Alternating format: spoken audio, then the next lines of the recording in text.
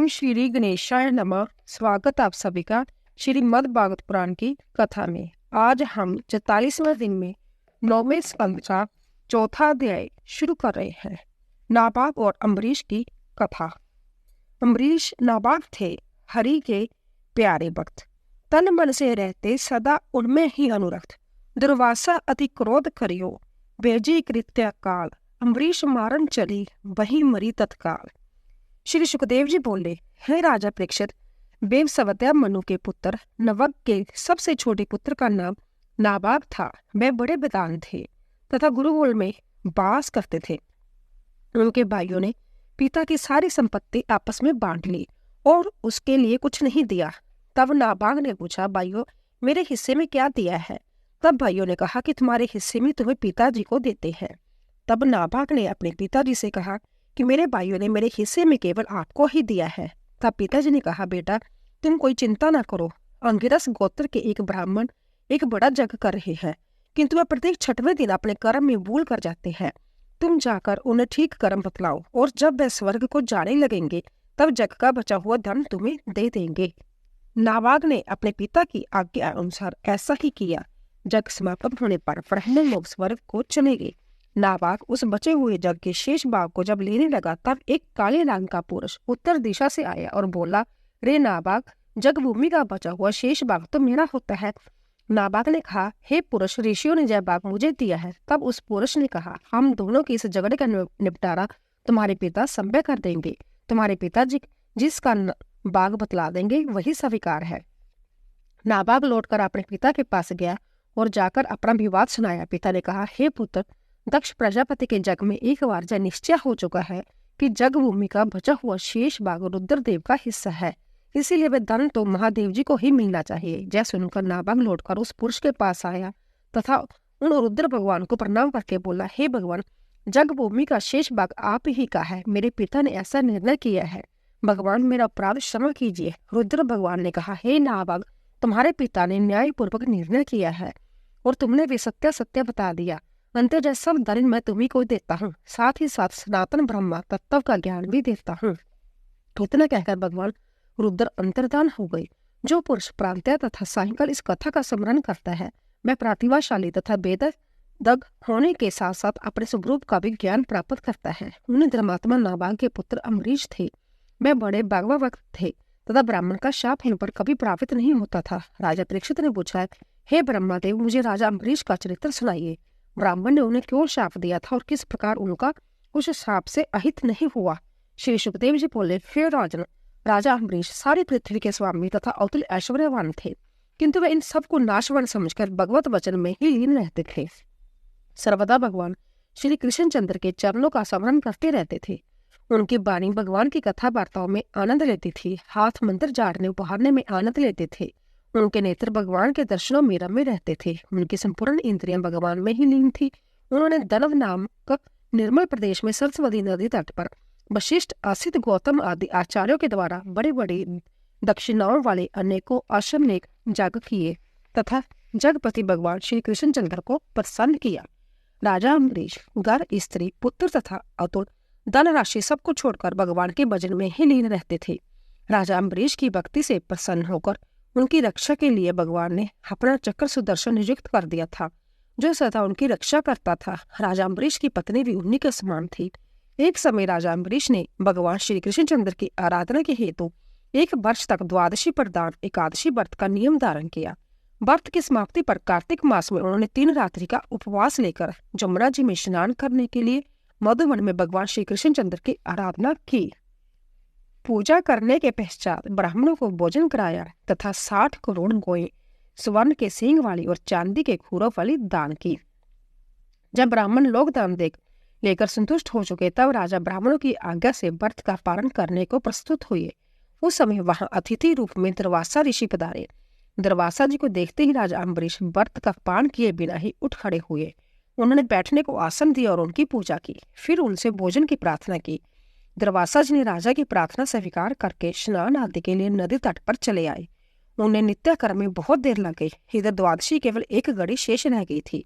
राजा अम्बरीश बड़े धर्म संकट में पड़े। उन्होंने ब्राह्मणों से परामर्श किया तो ब्राह्मणों ने कहा, कि अतिथि को भोजन कराए बिना संभव भोजन कर लेना तथा द्वादशी में पारण न करना दोनों ही दोष है। इसलिए ऐसे धर्म संकट में जल पी लेना भोजन के समान ही है और नहीं भी। इसीलिए आप इस समय जल पीकर द्वादशी का पारण कर लीजिए। राजा अम्बरीश ने ऐसा ही किया और वह दुर्वासा जी की प्रतीक्षा करने लगे। जब दुर्वासा जी आ गए, राजा ने उनका स्वागत किया। तब दुर्वासा ने समझ लिया कि राजा ने मुझे बिना भोजन कराए ही पारण कर लिया। दुर्वासा अति क्रोधित स्वभाव से थे। ही भूख के कारण उन्हें और भी अधिक क्रोध आ गया। वह क्रोध के कारण थर थर कांपने लगे और उनकी आकृति भयंकर हो गई।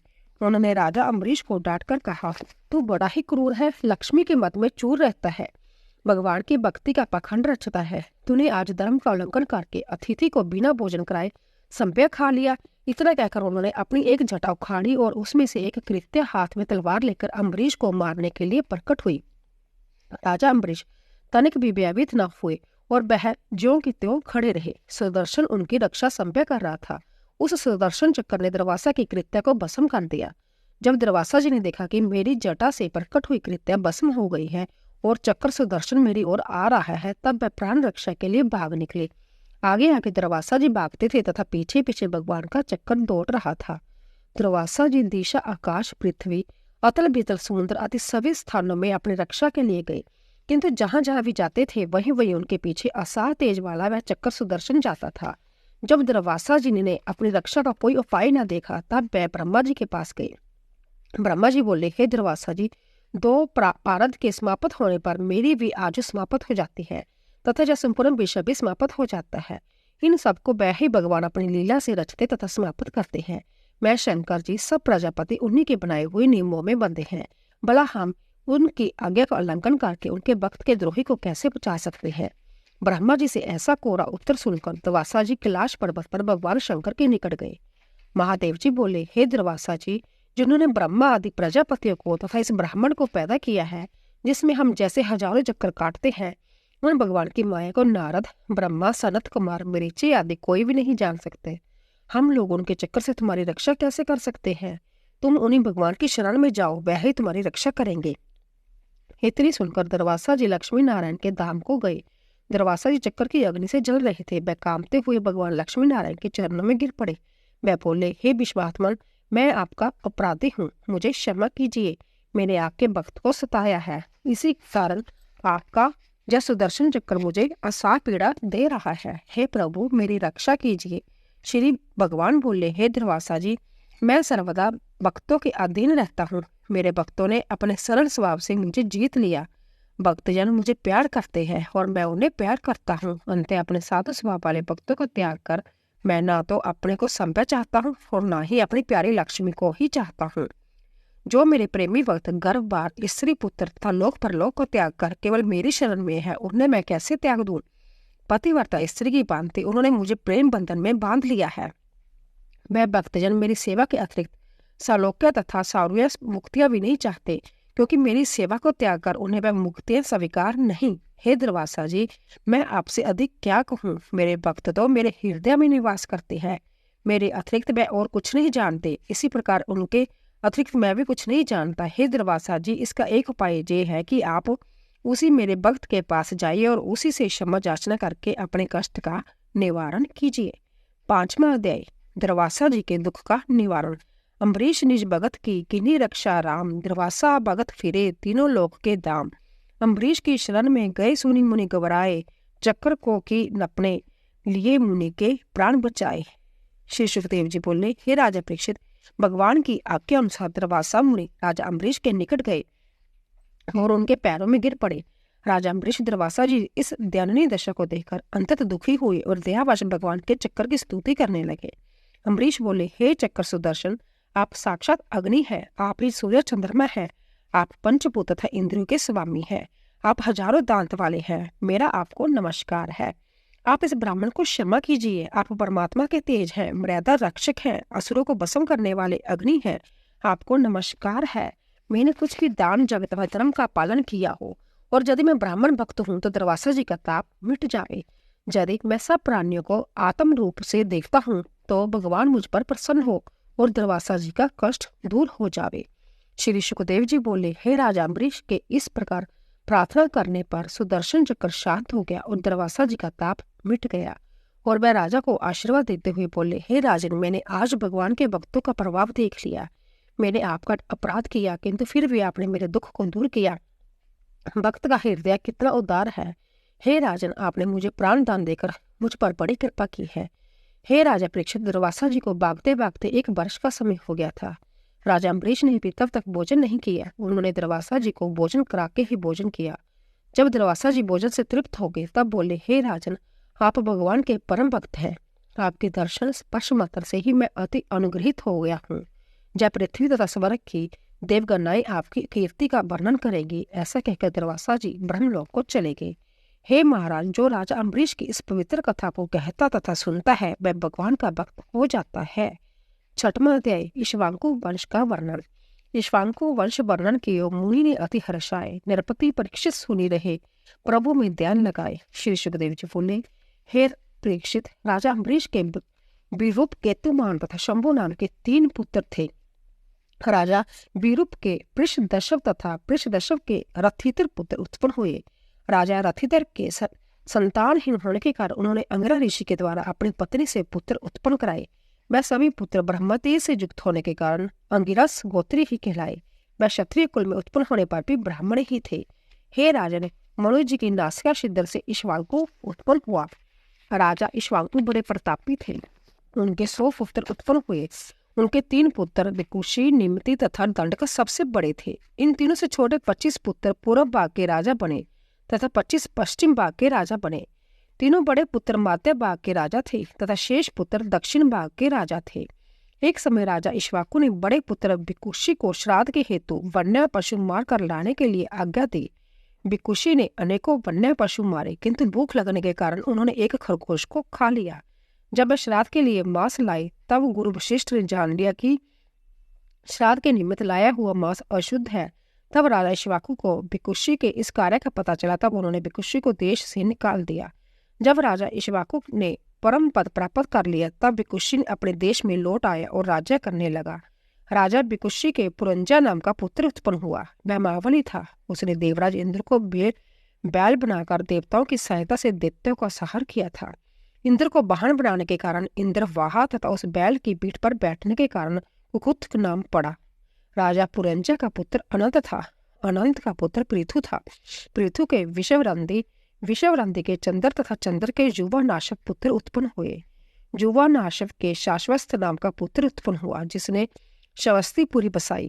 राजा शवस्त के बृहदशव तथा बृहदवश के कुवलजाशव उत्पन्न हुआ। कुवलजाशव को ही दंदुमार कहते हैं। उन्होंने उत्तंग ऋषि की प्रसन्नता के लिए दंदु नामक दैत्य को मारा था। राजा दंदुमार के 21 सहस्र पुत्र थे। सबके सब दंदु दैत्य के मुख से निकली हुई अग्नि में भस्म हो गए। केवल 3 पुत्र बचे, धृतराष्ट्र, कपिलाशव तथा भद्राशव। राजा धृतराष्ट्र के हर्पश तथा हर्पश के निकुंभ, निकुंभ के ब्रह्मशाव, ब्रह्माश के कृशाव तथा कृशाव के संजित, संजित के जुवनाशव उत्पन्न हुए। राजा जुवनाशव ने पुत्र प्राप्ति के लिए इंद्र देवता का यज्ञ किया। एक दिन यज्ञ के बीच में रात्रि के समय जब सभी सो रहे थे तो राजा जुवनाशव को बड़ी प्यास लगी। उन्होंने उठकर भूल से अभिमंत्रित जल को पी लिया। जब प्रांतःकाल हुआ तब ऋतुवजों ने कलश में जल न पाया। तब उन्होंने मालूम किया कि इस पुत्र देने वाले जल को किसने पिया। तब राजा जुवनाशव को रात वाली बात कही। ऋषियों ने देव का ऐसा ही विधान समझकर भगवान को नमस्कार किया। राजा जुवनाशव की दाहिनी कोख फाड़कर पुत्र उत्पन्न हुआ। उसको इंद्र ने दाएं बनकर दूध पिलाया। जब वह बच्चा भूख से रोने लगा तब इंद्र ने कहा, मेरा दूध पिएगा। माता उन्होंने अपनी तर्जनी उंगली बालक के मुंह में डाल दी। राजा जुवनाशव की भी मृत्यु न हुई और वह बालक भी जीवित रहा। वही चक्रवर्ती राजा मंदाता हुए जिन्होंने 7 द्वीपों को जीतकर सब वश किया था। उस राजा का नाम त्रसदेशु भी था, क्योंकि रावण आदि लुटेरे उसके ब्याह से कामते रहते थे। चक्रवर्ती राजा मंदाता बड़े प्रतापी थे। उन्होंने बड़ी बड़ी दक्षिणा वाले कई यज्ञ किए। राजा मंदाता के राज्य में सूर्य अस्त नहीं होता था, इतना विशाल राज्य था। उनकी पत्नी बिंदुमती के गर्भ से अम्बरीश, दूसरे तथा मांगी, मुक्चुंद तथा 50 कन्याएं उत्पन्न हुई। उन 50 कन्याओं का विवाह सौवरी मुनि के साथ कर दिया। सौवरी मुनि अपने जोगबल से जुवा रूप धारण करके अनेक प्रकार की भोग सामग्री तथा ऐश्वर्य युक्त होकर अपनी 50 पत्नियों के साथ विहार करते थे। उनके आनंद तथा सुख को देखकर राजा मंदाता भी कहते थे कि मैं चक्रवर्ती राजा होते हुए भी सौवरी मुनि के समान सुखी नहीं हूँ। कुछ काल पश्चात सौंबरी ऋषि को ध्यान आया कि मैंने अपना संपूर्ण तप का फल इन विषय भोगों में ही नष्ट कर दिया। तब वह तपस्या के लिए वन में चले गए। उनके साथ उनकी पत्नियां भी चली गई। वहीं पर तपस्या के बल से उत्तम गति प्राप्त की। उनके साथ उनकी पत्नियां भी सती हो गई। 7वां अध्याय, राजा त्रिशंकु तथा हरिश्चंद्र का चरित्र। त्रिशंकु हरिश्चंद्र को चरित्र करो मुनि समझाए। पांडु पुत्र सुनने लगे, मन में अति हर्ष आए। हरिश्चंद्र दानी हुए, सूरज कुल में आए। धन संपत्ति सुत नारी सब किए दान हर्षाए। श्री सुखदेव जी बोले, हे राजा परीक्षित, महाराज मंदाता के पुत्र अम्बरीश गुणों में श्रेष्ठ थे। उनके पितामह जुवनाशक ने उन्हें पुत्रवत पाला था। राजा अम्बरीश का पुत्र जौवननाशक तथा जौवननाशक का हरित पुत्र था। मंदाता के तीसरे पुत्र पुरुकुत्स ने नागराज वासुकी की कन्या नर्मदा से विवाह किया तथा गंधर्वों को मार डाला। वासुकी ने प्रसन्न होकर पुरुकुत्स को वर दिया कि इस कथा के सुनने पर सर्पों का व्याह नहीं रहेगा। राजा पुरुकुत्स दूसरे पुत्र थे। त्रसदसु के अनरम्या उनके, हर्षव उनके अरुण पुत्र थे। उनके त्रिबंधन तथा उनके सत्यव्रत, जिनका नाम त्रिशंकु था, उत्पन्न हुए। राजा त्रिशंकु वशिष्ठ जी के शाप से चंडाल हो गए थे, किंतु विश्वामित्र के प्रभाव से सशरीर स्वर्ग को चले गए। जब देवताओं ने जय देखा तब उन्होंने उन्हें स्वर्ग से धकेल दिया। विश्वामित्र जी ने राजा त्रिशंकु को वहीं बीच में रोक दिया। वे आकाश में लटकते हुए दृष्टि आते थे। राजा त्रिशंकु के पुत्र हरिश्चंद्र थे। उनके कारण विश्वामित्र तथा वशिष्ठ दोनों परस्पर शाप देकर पक्षी रूप में अनेकों वर्ष तक लड़ते रहे। राजा हरिश्चंद्र निसंतान थे। उन्होंने अपने उत्पन्न पुत्र की बलि देकर वरुण देव को प्रसन्न करने का वचन दिया था। तब वरुण देव ने राजा हरिश्चंद्र को एक पुत्र दिया और उक्त वचन अनुसार पुत्र की बलि मांगी। तब राजा ने कहा कि अभी बच्चे को 10 दिन का हो जाने दो। इसके नामकरण होने पर आपका यज्ञ इस बलि पशु द्वारा किया जाएगा। जब 10 दिन का समाप्त हो गया तब फिर वरुण ने पुत्र मांगा। तब राजा हरिश्चंद्र ने पुत्र स्नेहवश कहा कि जब इसके दूध के दांत उग आएंगे तब आपका यज्ञ किया जाएगा। जब दांत उग आए तब फिर वरुण ने राजा से पुत्र मांगा। तब राजा ने कहा कि इसके दांत गिर कर नए दांत उग आने दो, आपका यज्ञ इस बलि पशु द्वारा करूंगा। इसी प्रकार राजा हरिश्चंद्र हिला हवाला करते रहते। जब रोहित को जब पता चला तो वह वरुण मेरी बलि चाहता है, तब वह धनुष्यबाण तलवार लेकर वन को चला गया। वह इंद्र के उपदेश से रोहित 6 वर्ष तक वन में रहे। तब उन्होंने अर्जिगर्त के पुत्र शूलशेष को मोल लेकर जग पशु बनाने के लिए पिता के सामने उपस्थित किया। राजा हरिश्चंद्र को वरुण ने रुष्ट होकर महोदर रोग दे दिया। तब विश्वामित्र, वशिष्ठ, जमदग्नि आदि महर्षि ने वरुण देव का यज्ञ किया। इंद्र ने राजा हरिश्चंद्र से प्रसन्न होकर सोने का रथ दिया। हे राजन, आगे शूलशेष की कथा वर्णन करूंगा। सत्यवादी हरिश्चंद्र अपनी पत्नी के साथ सत्य की परीक्षा में दृढ़ रहने के कारण विश्वामित्र ने उन्हें प्रसन्न होकर उन्हें ज्ञान का उपदेश दिया। उसके प्रभाव से राजा हरिश्चंद्र ने परम पद को प्राप्त किया। बोले वन के बिहारी लाल की जय। दोस्तों, अगर आपको हमारी कथा पसंद आई हो प्लीज सब्सक्राइब कीजिए, लाइक कीजिए और शेयर कीजिए। आप सभी का धन्यवाद।